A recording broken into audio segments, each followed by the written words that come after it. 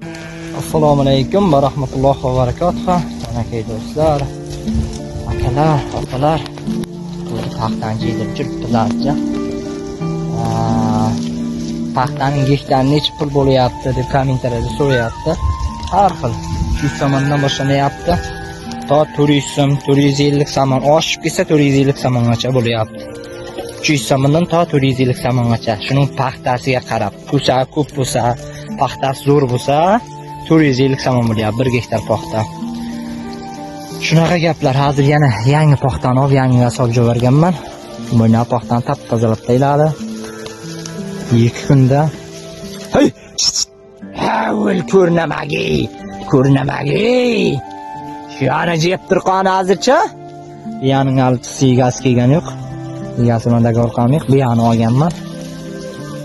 Yani polni talbalar bilan nariroqgacha polni paxtani olganman. Hozircha yana vegas kelsa, dagovor ko'ramiz o'tiribmiz. Paxtasining gektari necha pul deydi? Shunga qarab ish tutamiz do'stlar. Hozircha bizda mana shunaqa gaplar.